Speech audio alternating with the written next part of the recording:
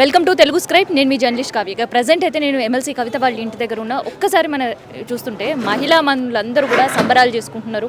So దాదాపు 5.5 నెలల తర్వాత మళ్ళీ తన నివాసానికి రాబోతున్నారు. అయితే గతంలో ఇక్కడ నుంచి ఎప్పుడైతే అరెస్ట్ జరిగిన పరిస్థితిలో మనం చూస్తే మహిళా మనులందరూ కూడా అడ్డుపడి అరెస్ట్ చేయకుండా నినాదాలు చేసిన పరిస్థితి. కానీ ఇప్పుడు కవిత ఎప్పుడు వస్తారో అని ఎదురు చూస్తున్నారు.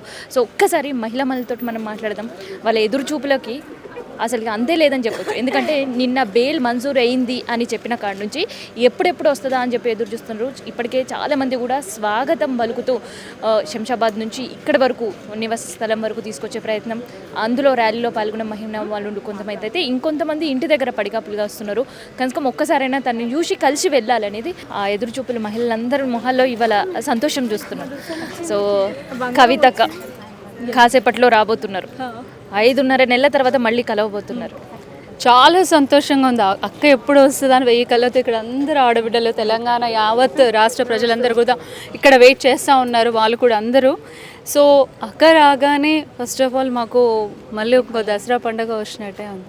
మళ్ళీ బతుకమ్మ, ఈసారి బతుకమ్మ పండుగతోటే మేము మొదలు పెడతాం. మళ్ళీ మా ఆడబిడ్డలందరం కూడా చాలా సంతోషంగా ఉంది. మా ఇంటి ఆడబిడ్డ మళ్ళీ మాకు తిరిగి రావడం కూడా, లీగల్గానే తను ప్రూవ్ చేసుకొని రావడం కూడా చాలా గర్వకారణంగా ఉంది. చాలా సంతోషంగా ఉంది. ఏదే విధంగా నేను కడిగిన ముత్యంలాగా వస్తానందో అదే విధంగా తను ప్రూవ్ చేసుకొని బయటికి రావడం జరుగుతుంది. చాలా సంతోషంగా ఉంది. కానీ రావడంతో పిడికిలు బిగించి ఒక్క మాట మాత్రం అనింది, వడ్డీతో సహా నేను తీసుకుంటాను, ఎవరిని వదలను, ఇది రాజకీయ కుట్ర, కేసీఆర్ బిడ్డని, నేను తప్పు చెయ్యను కూడా, కానీ ఇక మీదట నేనేంటో అనేది కూడా ఇక్కడి నుంచి నేను మొదలు పెడతాను, చూపిస్తాను. అసలే మొండిదాన్ని ఇంకా జగమొండిని చేశారు. 18 సంవత్సరాలు రాజకీయ కుటుంబంలో నేను పుట్టిన ఒక కేసీఆర్ బిడ్డని, ఇదేం నాకు చిన్న విషయమే, ఇదేం ఎంత పెద్ద విషయం కాదు అన్న విధంగా చెప్తా ఉన్నారు. కాబట్టి ఆమె మాటలు కూడా మాకు ఈరోజు చాలా ధైర్యంగా అనిపించింది. ఇక్కడి నుంచి ఎవరైతే ఈ రాజకీయ కుట్ర చేశారో వాళ్ళందరికీ కూడా కౌంట్ డౌన్ స్టార్ట్ అయిందనే మేము అనుకుంటాం. సో ఒక పక్క సంతోషంగా ఉందని చిరునవ్వు ఉంది, కానీ ఇంకా కళ్ళల్లో ఆ నీళ్లు తిరుగుతున్నాయి. ఎందుకంటే కళ్ళలో నీళ్లు తిరగడానికి కూడా ఒకటే నేను చెప్తాను, ఎమోషనల్. అంటే మార్చి 15 నుంచి ఇప్పటికీ 166 రోజులు దూరంగా ఉండి, కుటుంబ సభ్యులకి దూరంగా ఉండి, కన్న బిడ్డలకి దూరంగా ఉన్నప్పుడు, అన్న తోడబుట్టిన అన్న కనిపించినప్పుడు ఒక ఫ్యామిలీతో బాండింగ్ అయిన ఎఫెక్షన్తో కూడుకున్న కన్నీళ్ళు అవి తప్ప ఇంకో విషయానికి కాదు. చాలా మొండిది కవితక్క. ఏ దానికైనా ధైర్యం తట్టుకోగల శక్తి తనలో ఉంది. ఆ శక్తి ఉంది కాబట్టి ఇప్పటికి కూడా పిడికిలి బిగించి కూడా తెలంగాణ అంత పౌరుషంగా ఏ రోజైతే ఇక్కడి నుంచి కదిలిన రోజు ఏ విధంగా చెప్పిందో, బయటకు వచ్చినాక కూడా అదే మాట తీరు ఏ మాత్రం కూడా తగ్గలేదు. తన గొంతులో ఆ ధైర్యం, ఆ నమ్మకం. అందులో ఎమోషనల్గా ఉంటే ఫ్యామిలీ మెంబర్స్ చూసినప్పుడు ఒక ఉమెన్గా ఇన్ని రోజులు మన కుటుంబానికి దూరంగా ఉంటే మనమే తట్టుకోలేం. ఒకరోజు పొద్దున పోతే సాయంత్రం వరకు మా అమ్మ ఎప్పుడు వస్తుందా 4 ఫోన్లు చేస్తారు, ఆ హస్బెండ్ ఇంకా రాలేదేంటని ఆయన చేస్తూ ఉంటారు. మరి ఒక్కరోజు పొద్దున పోయి సాయంత్రం తిరిగి రావడానికి ప్రతి ఇంటి ఆడబిడ్డలు ఇంకా రాలేదని ఫోన్ చేసేటప్పటికి 5.5-6 నెలల వరకు మళ్ళీ ఎదురు చూసిన కుటుంబ సభ్యులను చూడంగానే ఏ ఆడబిడ్డకైనా కంట్లో కానీ అసలు ఆ వీడియోస్ చూస్తుంటే మా కళ్ళమ్మడే నీళ్ళు ఆగడం లేదు కవితక్కని చూసి. చాలా సంతోషంగా ఉంది. సో కవితక్కతోటి మీకు ఎట్లాంటి బాండింగ్ ఉంది? ఎందుకంటే కవితక్క గురించి చెప్తూ ఉంటే మీ కళ్ళల్లో కూడా అట్లా నీళ్ళు తిరుగుతున్నాయి. యాక్చువల్లీ కవితక్కతో ఉన్నది ఏంటంటే, తెలంగాణ జాగృతి నుంచి మన్నే గోవర్ధన్ రెడ్డి గారు, మునుగోడు నుంచి మేము సమస్థానం నారాయణపురం దగ్గర నుంచి బతుకమ్మ మేము స్టార్ట్ చేసాం. అక్కడి నుంచి మా రాజకీయం స్టార్ట్ అయింది. సో అక్కడి నుంచి గోవర్ధన్ రెడ్డికి ఈరోజు మా హస్బెండ్ టికెట్ ఇవ్వడం కానీ, మా రాజకీయం నేర్చుకున్నదే కవితక్క ద్వారా. నిజంగా చెప్పాలంటే అక్కడి నుంచి మొదలుపెట్టిన కవితక్క మా ఇంటి ఆడబిడ్డలాగా మేము మాకు ఒక గాడ్ ఫాదర్ లాగా మేము ట్రీట్ చేస్తాం. కాబట్టి మాకున్న బాండింగ్ అలాంటిది. దాన్ని అక్క చెల్లెల బంధమా, రక్త సంబంధం అనుకోవచ్చు, ఏదో విధంగా అయితే ఆ ఎఫెక్షన్ అలా ఉండిపోయింది. సో ఎమోషన్ అనిపిస్తుంది. సో కేవలం ఇట్లా చాలామంది కూడా కవితతో కనెక్ట్ అయిపోయినారు. తెలంగాణ ఉద్యమ స్ఫూర్తి అందరు కూడా ఎరకనే కదా. ఇంకొంతమంది మహిళలతో మాట్లాడదాం. అయితే కవితకి బెయిల్ వచ్చిన సందర్భంలో కూడా చాలామంది చాలా ఎమోషనల్గా కళ్ళ బట్టి నీళ్ళు వచ్చే పరిస్థితి కనిపిస్తుంది. సో ఇంటి దగ్గర ఉన్నాం కదా, ఇంకొంతమందితో మాట్లాడదాం. మీరు ఎక్కడి నుంచి వచ్చారు? మేము బంజారాహిల్స్ గౌరశంకర్ కాలనీ. ఎప్పటి నుంచి ఎదురు చూస్తున్నారు? ఇక్కడ చాలా 1 అవర్ అవుతుంది. 1 అవర్ నుంచి ఎదురు చూస్తున్నాము. మా అక్క బయటికి రావడం మాకు ఎంతో సంతోషంగా ఉంది. మేము మాట్లాడేదానికంటే ముందు మాకు ఏడుపు వస్తుంది. మధు. చాలా చాలా ఆనందంగా ఉంది. ఎప్పుడెప్పుడని ఎదురు చూసిన రోజు ఈరోజు మా కళ్ళ ముందు ఉంది. ఇంకొన్ని క్షణాల్లో అక్క మా ముందు కనబడుతుంది. ఆ చూడటం కోసమే ఈరోజు మేము ఇంకా ఇలా ఎదురు చూస్తూ ఉన్నాము. అక్క అంటే ఒక ఎమోషన్ కాదు, బాండింగ్ అందరికీ ఇంటి ఆడబిడ్డ కంటే ఎక్కువ అన్నట్టు. ఈరోజు ఈ ఆనందాన్ని పంచుకోవడం కోసం ఇక్కడ అందరం వేగలి. మీ పేరేంటండి? అరుణ. నేను ఇక్కడే ఉంటాను, హైదరాబాదు. అంటే కవితక్క రావడం మా అందరికీ చాలా సంతోషం. ఎందుకంటే ఈగర్లీ వెయిట్ చేస్తుంది తెలంగాణ సమాజం. 166 రోజులకైనా బెయిల్ రావడం చాలా సంతోషకరం. చాలా ఆరోపణలను ఎదుర్కొని అవన్నీ ఫేక్ అని, కేసులన్నీ ఫేక్ అని తెలియజేయడం జరిగింది. సుప్రీంకోర్టే బెయిల్ ఇవ్వడం జరిగింది. కాబట్టి కవితక్క నిజాయితీ, ఆ కేసులో ఉన్న క్రెడిబిలిటీ అనేది ప్రజలందరికీ తెలిసింది. ఇప్పుడు ఆమె కోసం అక్కడ శంషాబాద్ ఎయిర్పోర్ట్లో కానీ, ఇక్కడ తన ఇంటి నివాసం దగ్గర కానీ అందరూ చాలామంది ఈగర్లీ వెయిట్ చేస్తున్నారు. తెలంగాణ ప్రజలందరూ మొత్తం కంప్లీట్గా వెయిట్ చేస్తున్నారు. నాట్ ఓన్లీ మీ పేరేంటండి? నందిని. ఇట్లాంటి బాండింగ్ ఉంది మీకు అసలు కవితక్కతో? మేము చాలా హ్యాపీగా ఉన్నాం మా కవితక్క బయటికి వచ్చినందుకు. దాదాపు 5 నెలల తర్వాత విడుదల చేస్తున్నారు. ఎట్లా అనిపిస్తుంది? 5 నెలల సుదీర్ఘ కాలం తర్వాత మా కవితక్క గారికి బెయిల్ మంజూరు రావడం, ఎట్టకేలకు మేము ఏదైతే మొదటి నుంచి మేము అనుకుంటున్నామో న్యాయమే గెలుస్తుంది, మాకు న్యాయ వ్యవస్థ మీద మాకు పూర్తి నమ్మకం ఉంది. సో మా తెలంగాణ ఆడబిడ్డగా, మా తెలంగాణ ఝాన్సీ లక్ష్మీబాయి, రాణి రుద్రమ్మదేవిగా మా కవితక్క గారు ఉన్నారు.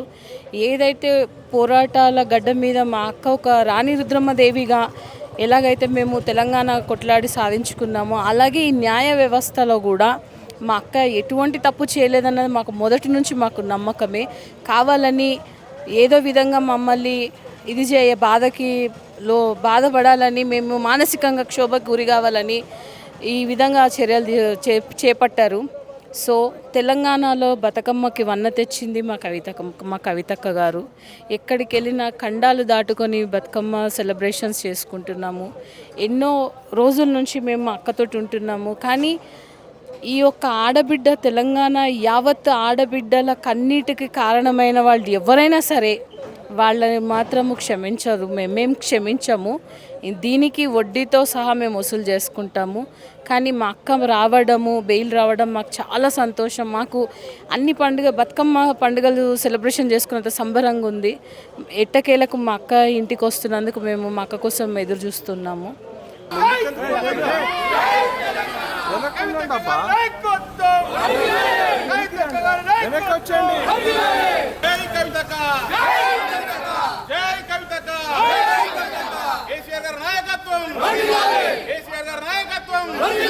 ఇక్కడ ఒక పండగ వాతావరణమే కనిపిస్తుంది. నిన్న మనం భవన్లో చూసినాం సంబరాలు. ఇక ఇవాళ ఎప్పుడెప్పుడు కవితకు వస్తుందా కలుసుకోవాలని ఎదురు చూసేటోళ్ళు చాలామందే ఉన్నారు. ఒకవైపు మనం చూస్తుంటే ఎయిర్పోర్ట్ దగ్గర భారీ ర్యాలీ, అభిమానులతో కిక్కిరిసిపోతుంది ఎయిర్పోర్ట్ అంతా కూడా. ఆ రూట్ అంతా కూడా ఇసుక వేస్తే రాలినంత జనం సంద్రోహంగా మారిపోయింది. ఇక ప్రజెంట్ కవితకి ఇంటి దగ్గర సిచ్యువేషన్ మనం చూద్దాం. అండ్ ఒక్కసారి కవితకు అభిమానులతో కూడా మాట్లాడదాం, పార్టీ శ్రేణులతో కూడా మనం మాట్లాడే ప్రయత్నం చేద్దాం. సో దాదాపు 5.5 నెలలు కవితక్క రావడం నిజంగా కూడా ఒక ఆడబిడ్డని మన ప్రాంతంలో 164 రోజులు జైల్లో పెట్టడం, తిహార్ జైల్లో. అసలు కేసుకు సంబంధం లేని కేసులలో కావాలని పార్టీ, బీజేపీ పార్టీ కానీ లేదా కాంగ్రెస్ పార్టీ ఉమ్మడిగా కుట్ర పన్ని కేసీఆర్ గారిని, బీఆర్ఎస్ పార్టీని నిర్వహించలేక ఒక్క కేసీఆర్ కూతురైన కవిత గారిని తీసుకుపోయి సంబంధం లేని వాళ్ళని అప్రూవల్గా పేరు చెప్పించి జైల్లో పెట్టడం జరిగింది. మేము ఫస్ట్ నుంచి చెప్తూనే ఉన్నాం, కవితక్క చెప్తుంది, మేము కూడా చెప్తూనే ఉన్నాం. కవితక్క గారు కఠిన ముత్యంలాగా బయటకు వస్తామని చెప్పినాం. కఠిన ముత్యంలాగా బయటకు అంటే బెయిల్ వచ్చింది. తుది తీర్పు కూడా ఇట్లా ఉంటుంది. ఖచ్చితంగా కూడా మేము పూర్తి విశ్వాసంతో న్యాయం గెలుస్తుంది అనుకున్నాం. న్యాయం గెలిచింది. బెయిల్ పైన కూడా చాలా మాటలే మాట్లాడుతున్నారు, చాలా విమర్శలు చేస్తున్నారు. ఇది ఒక లోపాయికారి ఒప్పందం ప్రకారమే బెయిల్ వచ్చిందని. ఎంత బుద్ధి లేనితనం అంటే అటు బండి సంజయ్ కానీ, ఇటు రేవంత్ రెడ్డి గారు కానీ. రేవంత్ రెడ్డి గారు ఒక వారం ముందే చిట్చాట్కి ఢిల్లీ, ఇక్కడ హైదరాబాద్లో మీడియా లేనట్టు ఢిల్లీకి పోయి ఢిల్లీలో చిట్చాట్ చేసుకుంటూ పోయి బీఆర్ఎస్ పార్టీ బీజేపీ విలీనమైపోతుంది, ఆల్రెడీ కేసీఆర్ గారు గౌరవిస్తారు, కేటీఆర్ గారు కేంద్ర మంత్రి పదవి ఇస్తారు, లేదా హరీష్ రావు గారికి అపోజిషన్ లీడర్ ఇస్తారు అని చెప్పి గొప్పలు చెప్పుకుంటూ, ఆయనకు సంబంధం లేని ఆ పార్టీ గురించి ఆయన ఏదో గొప్పలు చెప్పుకుంటూ చిట్చాట్ చేసుకుంటూ జోషన్ చెప్తున్నావు. మేము ఒకటి చెప్తున్నాం రేవంత్ రెడ్డి గారికి, నువ్వు ఢిల్లీకి పోయి చెప్పాల్సిన అవసరం లేదు, ఇక్కడ యాప్ చెట్టు కింద తిలకం తీసుకొచ్చుకొని జోషన్ చెప్పుకో. నీకేం అసలు నువ్వు ఒక ముఖ్యమంత్రివా లేకపోతే జోషాలు చెప్పుడు కూర్చుంటావు? ఒక అపోజిషన్ బలమైన బలమైన ప్రతిపక్షమైన 38 మంది ఎమ్మెల్యేలు ఉన్న ప్రతిపక్ష మంచి బలమైన పార్టీ గురించి నువ్వు చీప్గా అసహ్యంగా మాట్లాడుకుంటూ ఢిల్లీలో కూర్చున్నావు. అసలు ఇక్కడ చేసిన నువ్వు రైతులకు ఇచ్చిన హామీలు ఏమైనాయి, ప్రజలకు ఇచ్చిన హామీలు ఏమైనా ఇవన్నీ మర్చిపోయేసి నువ్వు జోషన్ చెప్పుకుంటూ కూర్చుంటున్నావు. ఇది కరెక్ట్ కాదు. రేవంత్ రెడ్డి గారికైనా లేకపోతే ఇక్కడ బుద్ధి లేని బండి సంజయ్ ఆయన సహాయ మంత్రి ఉండి హోంశాఖ నుంచేసి ఆయన ఏం మాట్లాడతారంటే ఇక్కడ బెయిల్ వచ్చిన 5 నిమిషాలనే కాంగ్రెస్ లాయరు కాంగ్రెస్ బీఆర్ఎస్ ఒకటైంది, కాంగ్రెస్ అడ్వకేటు బెయిల్ ఇప్పించని చెప్తుంటాడు. అసలు ఏమైనా బుద్ధి జ్ఞానం ఉందా? ఒక అడ్వకేట్ ఎవరికైనా ఎవరి తరపున న్యాయం వాదిస్తుంటాడు. ఆ న్యాయవాదిని కూడా అసహ్యంగా మాట్లాడే విధంగా తీర్పును కూడా జడ్జి ఇచ్చిన తీర్పును కూడా వక్రీకరించే విధంగా లేదా గౌరవపరిచే విధంగా మాట్లాడడం బుద్ధి లేని తను. అసలు బండి సంజయ్ గారికి ఫస్ట్ నుంచి చెప్తున్నాను, ఆయన అసలు ఎట్లా నాయకుడు అయిండో ఎట్లా అవుతుందో తెలియదు. కానీ అది ఆయన అదృష్టం అనుకుంటా. కానీ ఢిల్లీ లిక్కర్ స్కామ్లో అందరికీ బెయిల్ వచ్చింది, ఒకరు సిసోడియాకి వచ్చింది, అందరు ప్రతి ఒక్కరికి వచ్చింది. లేని కేసులు ఇరికిచ్చినారు. ఢిల్లీ లిక్కర్ స్కామ్లో కొంతమంది అప్రూవల్ చేయించి కవిత గారి పేరు కావాలని ఇరికిచ్చేసి కేసులు ఇరికేయడం జరిగింది. ఖచ్చితంగా న్యాయం గెలుస్తుంది అనుకున్నా, న్యాయం గెలిచింది. ఈశ్వర్ బెయిల్ రావడం చాలా సంతోషకర విషయం. సో ఇట్లాంటి ఏర్పాట్లు ఎట్లా అనిపిస్తుంది అన్న కవితకు రావడం? It's very happy. యాక్చువల్లీ పండగలాగా ఉంది. చాలా అంటే అక్క ఏం చేయకున్నా కూడా తీసుకెళ్ళి అట్లా వేయటం అందరికీ కూడా ఆడవాళ్ళకి కానీ ఇక్కడ ఉన్న ఎవరైతే మాలాంటి యూత్ ఎవరైతే ఉన్నారో మా అందరికి కూడా చాలా బాధ అనిపించుండే. ఈ అక్కను చూద్దామనే మేము అందరం కూడా వచ్చినాం. చాలా పెద్ద ఎత్తుగా ఇంకా చాలామంది పిల్లలు కూడా చాలామంది వస్తున్నారు అక్కను చూద్దామని. ఆడవాళ్ళది ఎప్పుడైనా ఉసురు తగులుతుంది. డెఫినెట్గా ఈ ప్రభుత్వానికి డెఫినెట్గా ఉసురు తగులుతుంది. ఎందుకంటే అసలు ఆమె ఎప్పుడో ఆమె నవ్వు ఆమె చూసినాం కానీ ఆమె ఎప్పుడు ఏడవంగా చూడలేదు మేము. ఈరోజు పొద్దున్న పేపర్ చూడగానే నిన్న సాయంత్రం కూడా ఆమెని టీవీలో చూసేసరికి అట్లా ఏడ్చేటట్టు చూసేసరికి ఎవరికైనా మనకి అమ్ముంది, మన అమ్మ ఏడిస్తే మనకి ఎంత బాధ అనిపిస్తుందో కవితక్క ఏడ్చినప్పుడు కూడా మాకు అంతే బాధ అనిపించింది.